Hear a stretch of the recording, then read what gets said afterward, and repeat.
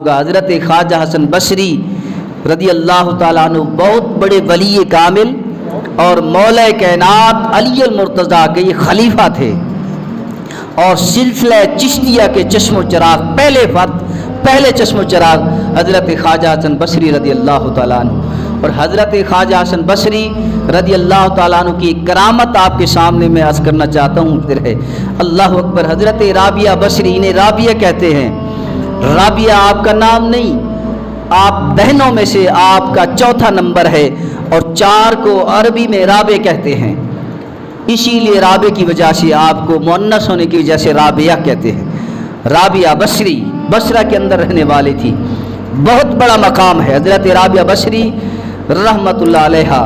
اللہ اکبر۔ یہ وہ شخصیت ہیں، یہ وہ شخصیت ہے کہ جب حضرت خواجہ حسن بصری رضی اللہ تعالیٰ عنہ جب آپ بیان فرماتے تو آپ کے بیان میں ایک سائیڈ پر پردے میں جب تک حضرت رابعہ بصری نہ ہوتی تو آپ بیان نہ فرماتے۔ حضرت خواجہ حسن بصری رضی اللہ تعالیٰ عنہ کا دور تھا، اور آپ کے دور کے اندر ایک ہندو مر گیا، اور ہندوؤں کا جو مذہب ہے وہ یہی ہے، وہ لکڑیاں جمع کرتے ہیں اور اس مردے کو لکڑی پر ڈالتے ہیں، پھر آگ لگاتی ہیں، لکڑیاں بھی جل جاتی ہیں اور وہ مردہ بھی جل جاتا ہے، پھر اس راکھ کو آگے دریا میں یا پانی میں جو بھی ان کا طریقہ کار ہے وہ عمل کرتے ہیں۔ جب ان کے مذہب کا بندہ ہندو مر گیا، سارے ہندوؤں نے مل کر لکڑیاں جمع کی اور اس لکڑیوں پر اس مردے کو رکھا، ہندو کے مردے کو رکھا۔ پھر جب آگ لگائی تو آگ نہ لکڑیوں کو لگتی ہے نہ اس مردے کو لگتی ہے۔ سارے ہندو پریشان ہو گئے، یارو ماجرا کیا ہے؟ آگ کا کام ہے جلانا، آگ کا کام ہے ساڑنا، یہ آگ لگ نہیں رہی، لکڑیوں کو مردے کو لگ نہیں رہی۔ سوچنے لگے، مشورہ کرنے لگے، تو مشورہ کرتے ہوئے ایک دوسرے سے کہنے لگے، یارو چلو چلتے حضرت خواجہ حسن بصری کے پاس۔ حضرت خواجہ حسن بصری رضی اللہ تعالیٰ عنہ کا اس وقت چرچا تھا، شہرت تھی، آپ کے ولایت کے چرچے تھے، تو سارے ہندو اس وقت کے جتنے بھی تھے سارے مل کر حضرت کی خدمت میں آئے اور اپنا مقصد بیان کیا۔ عرض کی حضور بات ایسی ہے، ہمارا مذہب ہے، اپنے مذہب کے مطابق ہم آگ لگاتے ہیں، لکڑیاں بھی جمع ہے، مردہ بھی رکھا ہوا ہے، لیکن آگ نہیں لگتی۔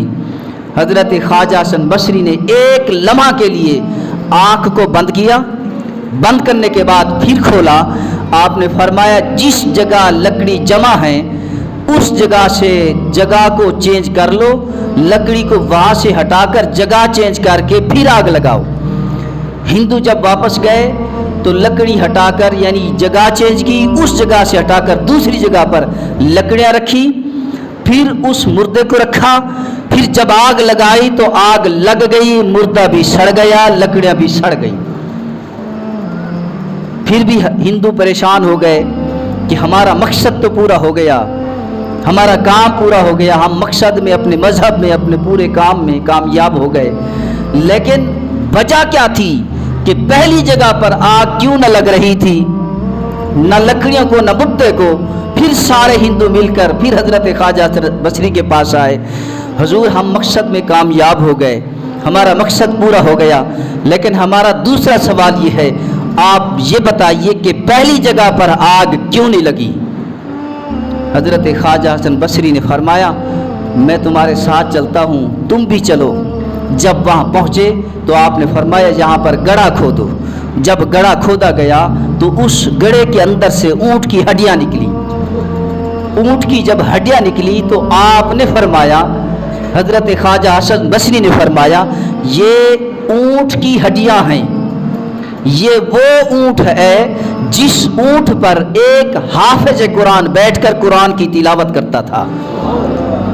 ایک حافظ قرآن کی اس اونٹ پر بیٹھ کر قرآن پڑھنے کی برکت کی وجہ سے اونٹ کی ہڈیاں بھی جس جگہ ہیں اس جگہ پر آگ نہیں چھو سکتی،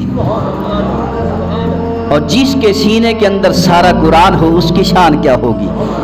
اللہ اکبر۔ حضرت خواجہ حسن بصری رضی اللہ تعالیٰ عنہ یہی ایک موقع پر پانی پر مصلی بچھا کر عبادت کر رہے تھے۔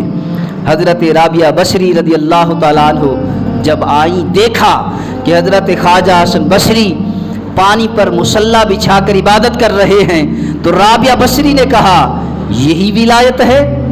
اگر یہی ولایت ہے تو پانی کے اندر رہنے والی ساری مخلوق ولی ہوتی۔ آپ نے پھر تصرف فرمایا، پھر اسی مصلی کے ساتھ ہوا میں اڑنے لگے۔ حضرت رابعہ بصری نے کہا کیا یہی ولایت ہے؟ اگر یہی ولایت ہے تو اڑنے والے سارے پرندے ولی ہوتے۔